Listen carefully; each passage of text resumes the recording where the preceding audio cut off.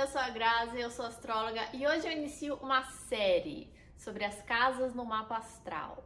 Mas antes de me aprofundar sobre as casas no mapa astral, eu quero mostrar um pouco sobre a mandala, a divisão dela e o posicionamento dos planetas. Então, se você não está inscrito no canal ainda, já aproveita para se inscrever para não perder os próximos episódios. Se você nunca viu uma mandala, bom, aqui está ela. O que eu acho que você não sabia é que já dá para a gente ter uma ideia da personalidade da pessoa apenas pelo posicionamento dos planetas. Então já pega até o mapa astral para você entender com mais profundidade o que cada área significa. E se você ainda não tem teu mapa astral, já tem vídeo aqui no canal ensinando como fazer ele de graça pelo astro.com. Eu vou deixar ele aqui salvo na descrição, então se você ainda nunca fez o mapa astral, não sabe como é que é, não tem ideia de como que é os posicionamentos no seu mapa astral, vai lá, faz ele, dá uma olhadinha e volta aqui.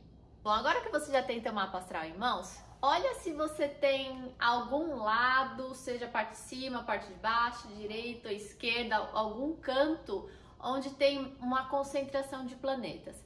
Não necessariamente você tem. Então, existe uma possibilidade de você ter alguma área do mapa que chame mais atenção, né? Tipo, nossa, tem uma galerinha aqui desse lado.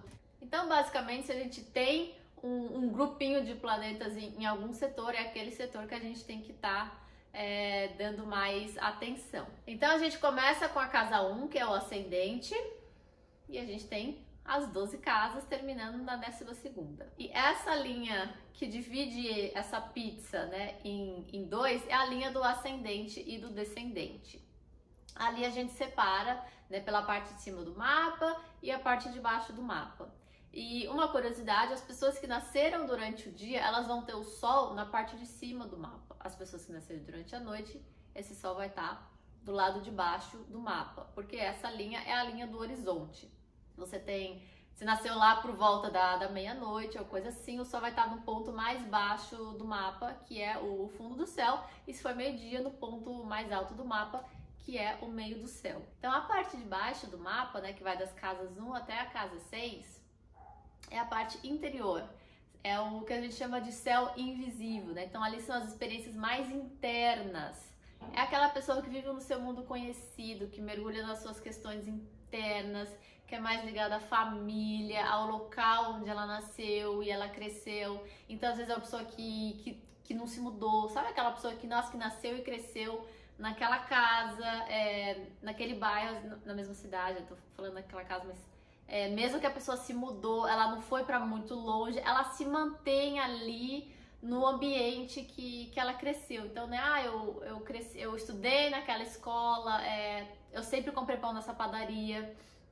Então, são pessoas que vivem realmente naquele espaço ali que é confortável, que ela conhece, não tem muita idealização em coisas muito distantes, outros países, outras culturas, é uma coisa muito longe, nem passa na cabeça dessas pessoas. Elas realmente vivem ali aquela vida e para ela tá ótimo. Então aqui, ó, eu coloquei um exemplo de um mapa de uma pessoa que tem grande maioria dos planetas, né, na parte de baixo, né, só para vocês terem uma noção de como que é. Mas você vê que a Lua tá na parte de cima. Então, eu não tenho, né, na minha lista de clientes nenhum mapa em que, nossa, todos os planetas estão ou na parte de cima ou na parte de baixo. Eu tenho uma maioria em alguma parte, mas sempre tem alguém ali importante, né? Geralmente uma Lua do outro lado ali para fazer, né, um leve equilíbrio, né? Então a própria vida se encarrega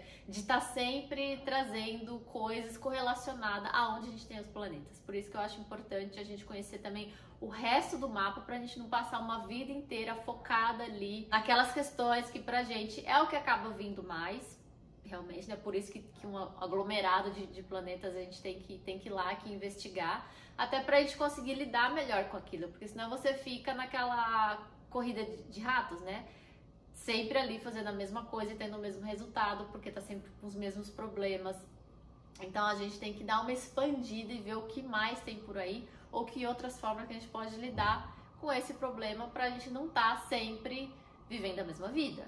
As sequências de casa, elas contam uma história, né? Todo o nosso crescimento de individualização, né? Desde o nascimento, né? Ali na casa 1, até o crescimento, encontro com outras pessoas, carreira, etc e tal, até a gente chegar na 12ª casa. Então, mesmo que você tenha, eu tenho um sol na casa 12 e eu vou esperar até o último vídeo, fica aqui, porque você vai entender a narrativa de um mapa astral, tá? Não é porque a gente tem um sol numa casa tal que a gente pode, né, pular todos os outros quadrantes e focar só lá.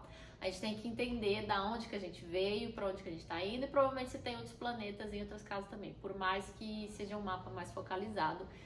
Ele tá contando uma história, e às vezes até pra gente entender, tá, o que que é essa casa 12? Aí você lê só sobre aquela casa 12 e aquilo não faz muito sentido, mas tem todo um resto de uma história da onde que a gente veio até aquele gente chegar naquele nível de onde está seu sol. E mesmo que o seu sol esteja na primeira casa, aí eu vou deixar todas as outras para lá? Não. É importante também a gente entender aonde mais a gente pode chegar e não ficar só focado ali nos desejos do ego, do que eu quero, do que eu gosto, eu. Então é importante a gente entender a dinâmica de todas elas. Bom, e a parte de cima do mapa, que são as pessoas que nasceram durante o dia, né? Então ali a gente tem o céu visível. São pessoas que querem um reconhecimento, elas não se contentam em ficar naquele lugar conhecido. Então, ela passou por aquele lugar conhecido e ok, eu quero mais, eu quero ir além, eu quero ser reconhecida pelo meu trabalho, eu quero deixar minha marca no mundo. Então, são pessoas que arriscam, que têm coragem e vontade, né, de sair do mundo conhecido e ir para o mundo conhecido, de ir além. É muito comum as pessoas que moram no exterior, elas terem o sol bem prominente ali, principalmente na casa 9. Eu tenho muitos amigos de sol na casa 9 que estão aí espalhados pelo mundo. E o exemplo de mapa que eu tenho aqui, e ela é um bebê, a mãe dela é brasileira, mas ela é canadense, né? Ela nasceu em Vancouver e agora ela, recém 2 anos de idade, ela já está morando do outro lado do Canadá. Então, não necessariamente é a gente agindo com mapa, às vezes, né, bebê. Então, é bastante comum quando você vê pessoas que se mudaram muito na infância, se foram mudanças pequenas, geralmente é casa 3, mas mudanças grandes, né, como o caso dela, né, ela não foi para uma cidadezinha próxima, ela atravessou o país, aí a mudança de casa 9. Então, só por essa divisão em 2, né, parte de cima e parte de baixo, a gente já tem uma boa ideia de como que é a divisão aí da dinâmica na vida dessa pessoa. Uma outra divisão que a gente pode fazer é entre lado direito e lado esquerdo, ou ascendente e descendente. Então aqui, se a pessoa tem mais planetas do lado do ascendente, ou seja, do lado do eu, são pessoas mais independentes, são pessoas que tendem a fazer as coisas da maneira que elas querem, não quer muito esperar pelos outros. Mas para a pessoa que tem realmente um mapa com uma ênfase do lado do ascendente, pode ser que, de novo, como o caso da bebê, a vida realmente, que desde criança ela já tenha que ter tomado decisões, que responsabilidade já tenha caído sobre ela. Às vezes a criança já vem mesmo com o ímpeto de decidir por ela, né? Crianças com um ascendente em Capricórnio, por exemplo, elas já querem fazer tudo da maneira delas, não quer ajuda de ninguém, eu sou independente, né? A casa 1, ela fala bastante de independência. Então são pessoas que focam nelas mesmas, o que ela quer, pra onde ela quer ir, como ela quer ir, do jeito que ela quer ir, na hora que ela quer. No lado negativo, realmente, é a questão de não ter muito paciência, de esperar os outros, de ter dificuldade em relacionamentos, e isso relacionamento em qualquer tipo, né, seja romântico, seja de trabalho, porque são pessoas que têm o ímpeto de ir lá e fazer sem esperar pelos outros. Já a pessoa que tem mais planetas do lado descendente, a Cláudia Lisboa, ela fala isso de uma maneira que eu acho muito bonita. Não, porque o que eu vejo por aí são pessoas falando que são pessoas que são dependentes, que só querem fazer as coisas com os outros, que têm dificuldade nisso, naquilo, de uma forma muito negativa. E ela vê de uma forma muito bonita, que é no sentido de são pessoas que experienciam, né, o eu através do outro. Né? Então, a gente não vive sozinho, né? A gente tem uma sociedade, a gente trabalha, a gente tem amigos e toda essa área, né, das trocas, elas estão aí nesse outro lado do mapa. Então, a pessoa que ela tem uma ênfase desse outro lado, não é que ela tem Pode, obviamente, aparecer nesse lado mais, né, mais negativo, do sentido de a pessoa realmente tem uma dificuldade, mas é porque ela leva em consideração o que as pessoas ao redor delas pensam. Então, se você vai fazer um jantar, você quer saber o que as pessoas querem comer, vocês querem saber se alguém tem alguma alergia, porque a pessoa, ela preza ali pela harmonia, ela quer que todo mundo fique bem. E é muito difícil você estar num lugar em que todo mundo se dá bem, porque ali exige um poder de você querer que as pessoas estejam bem, um poder de negociação, de você conhecer as pessoas. Então, são pessoas que gostam de conhecer outras pessoas, que gostam de estar com outras pessoas, que querem dividir, não querem fazer as coisas sozinhos. Então, existe essa dificuldade no sentido de que às vezes a gente não vai encontrar pessoas pra, sei lá, ir ao cinema ou viajar, e aí você deixar de fazer essas coisas porque não tem ninguém pra fazer com você, aí realmente você tá num âmbito mais negativo. Nossa, do nada todos meus amigos estão namorando e eu não, e agora perdi minha tribo, né? Tô me sentindo sozinho. Então são pessoas que não gostam muito desse se sentir sozinho, elas gostam de estar sempre acompanhadas. E você se identificou em algum desses quadrantes? Deixa aqui nos comentários se você tem um mapa assim que é mais específico, com uma galera assim bem separadinha. Bom, aqui agora você já percebeu, quando a gente bate o olho no mapa, já tem bastante informação ali sobre a pessoa, já antes da gente olhar signo, aspecto, casa ou qualquer outra coisa. Só da posição dos planetas a gente já tem uma noção. E essas duas linhas que eu falei, né, tanto a que divide no meio de norte e sul, quanto de leste a oeste, elas dão também início às principais casas, que são o ascendente, o fundo do céu, o descendente e o meio do céu. Além de início de casas, esses são pontos também muito importantes no mapa. Eles têm quase o mesmo peso de um planeta. Por isso que você com certeza já ouviu falar sobre o ascendente. Então agora eu vou me aprofundar no quadrante 1. Então, em essência, esse quadrante ele fala muito do nosso desenvolvimento próprio, né? A primeira casa é a famosa casa do eu sou, né? A segunda casa do eu tenho, e a terceira casa do eu me comunico. Então essas primeiras casas, elas falam muito da nossa afirmação própria, né? Vocês vão ver aqui quando eu falar de ascendente, né, que é a casa 1, ele é a primeira casa, então é a gente dizendo que aqui a gente veio, o que a gente gosta, o que a gente é, o que a gente deseja, né? A fonte de qualquer mudança que a gente faz na vida, a primeira é o desejo. Eu desejo ser melhor, eu desejo ter uma casa melhor, então vou ter que trabalhar mais, né? Sempre vem aí do ascendente, né? O desejo de alguma coisa, a partir dali a gente toma uma ação, a partir dali a gente inicia a caminhada pelo zodíaco. Bom, a casa 1, ou ascendente, ele é associado ao signo de Áries, ao planeta Marte, ao elemento fogo e à modalidade cardinal. O que isso tudo significa? Que todas as casas, elas vão ter uma associação com o signo e com o planeta, e eles são similares. Bom, o ascendente ele é comumente conhecido como o famoso como os outros te veem, né? Como se fosse essa máscara, é tipo, eu não sou meu ascendente, mas as pessoas, elas me veem dessa forma, e eu acho que fica um pouco confuso, né? Porque por que eu me importo tanto em como as outras pessoas me veem, né? A pessoa tá me vendo dessa forma, mas eu não me vejo dessa forma, então eu não sou dessa forma. Então gera esse ruído, eu acho. Então eu acho que por conta disso, algumas pessoas eles não levam em consideração, por exemplo, sabe quando alguém te fala que você, sei lá, muito corajoso, ou fala muito bem, não sei o que, e a gente, imagina, né? Tipo, não tem nada a ver, não tem nada a ver, nem fala assim tão bem.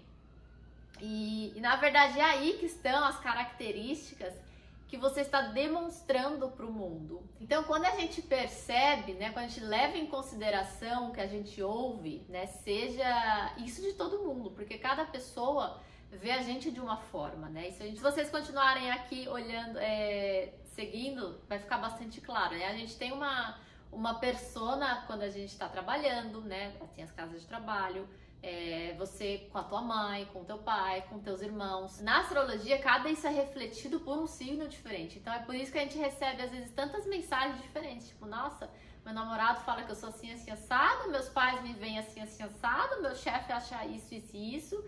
Isso é porque a gente demonstra diferentes, eu diria que até habilidades, né? está trabalhando, você demonstra uma certa habilidade, e você em casa com seus pais, você está trabalhando uma outra área da sua vida, e essa outra área esta outra área da vida vai ser demonstrada com outros signos, ou seja, com outras características, né? Então são papéis diferentes que a gente representa, que pelo mapa astral a gente consegue ver quase que perfeitamente como que é. Então o ascendente, ele é eu não diria que ele é o principal, mas ele é um veículo, né, de maior impacto, porque ele consegue impactar todas essas pessoas, e quando a gente quer alguma coisa, quando a gente inicia alguma coisa, quando a gente deseja alguma coisa, o ascendente tem uma função muito grande. Os nossos desejos vêm desse ascendente, né? Vem do eu quero alguma coisa, eu quero uma casa melhor. Para eu ter uma casa melhor, eu tenho que ter uma renda melhor. Para eu ter uma renda melhor, eu tenho que, sei lá, trabalhar mais, ou ter uma renda extra, tenho que investir melhor. Então, essas coisas que a gente deseja, que a gente consegue, vai nos dando confiança. Putz, eu desejei aquilo e eu consegui. Através do meu trabalho, obviamente, através de alguma movimentação. Então, por isso que o ascendente é de elemento fogo. Mesmo que você tenha um ascendente em Câncer, em qualquer signo que não seja Áries, essa casa, ela é uma casa naturalmente de fogo, porque é para te impulsionar a ir lá e fazer as coisas. Então, se a gente correlaciona ela com o signo de Áries, que é um signo da coragem, que vai lá e faz, que não tem medo, né? Que a criancinha aprendendo a andar, que, né, caiu, levantou, tentou de novo, caiu, levantou, tentou de novo, até ela conseguir.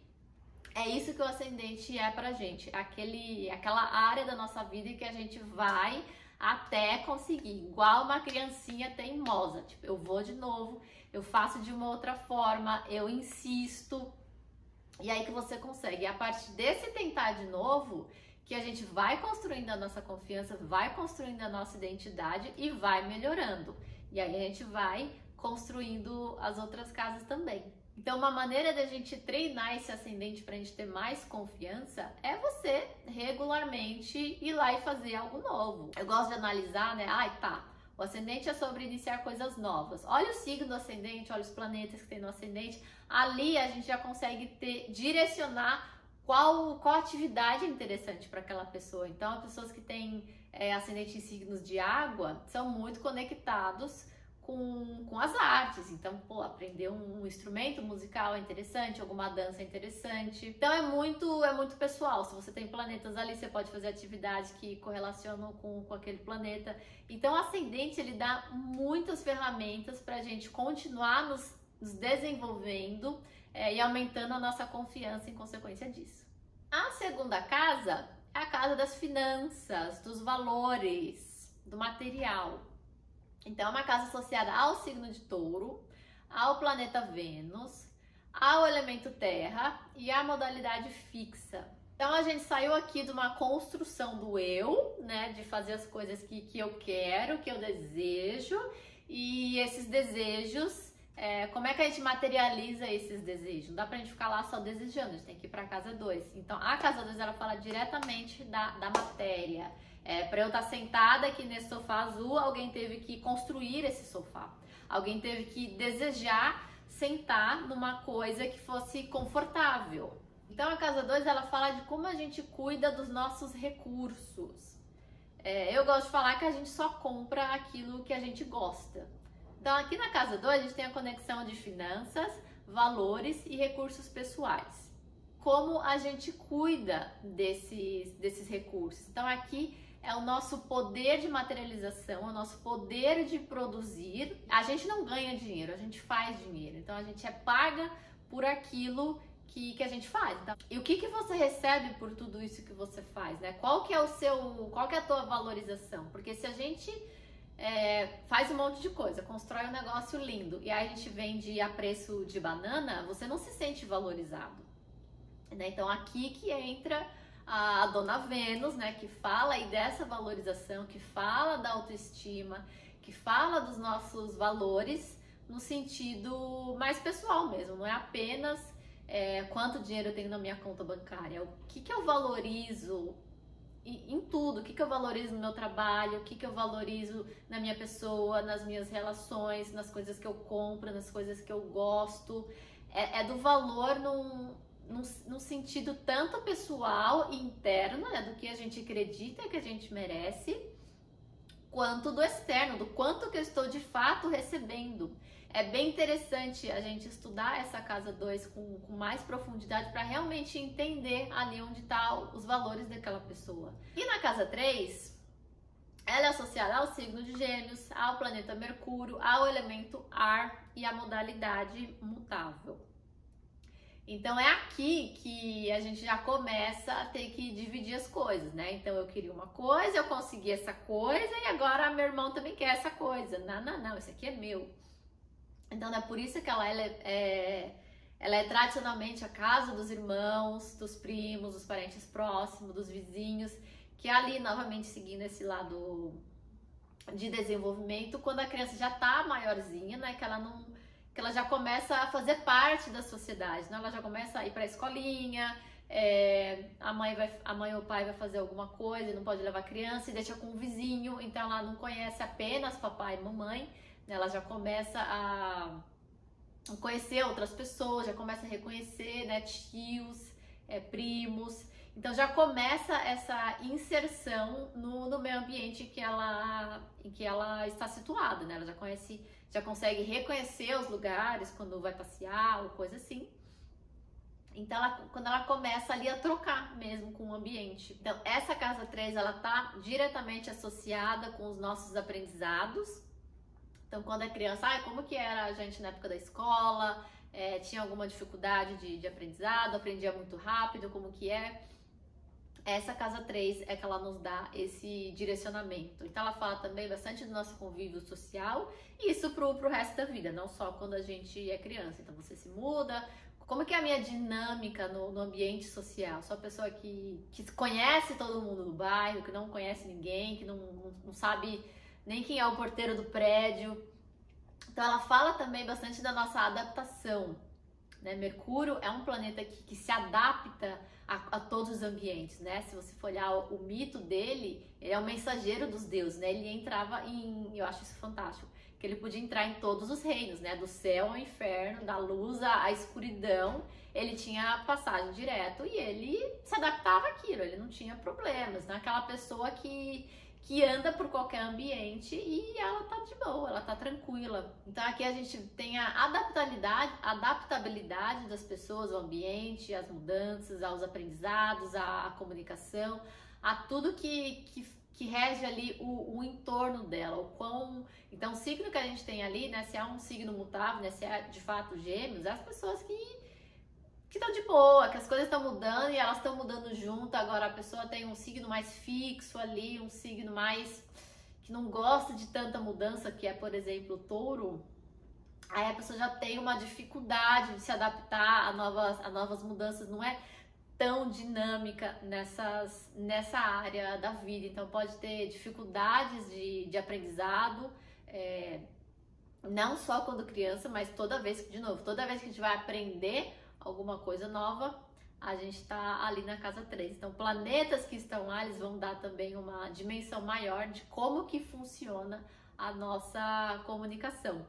Bom, e por hoje é isso. Eu volto semana que vem com a continuação aqui pelas casas. Esse vídeo ficou um pouco mais longo porque eu tive toda a introdução, mas o próximo eu vou estar falando apenas da casa 4, 5 e 6, depois 7, 8, 9, 10, 11, 12 e a conclusão. Então não esquece de se inscrever no canal, ativar as notificações para você acompanhar o resto da jornada nas casas do Zodíaco.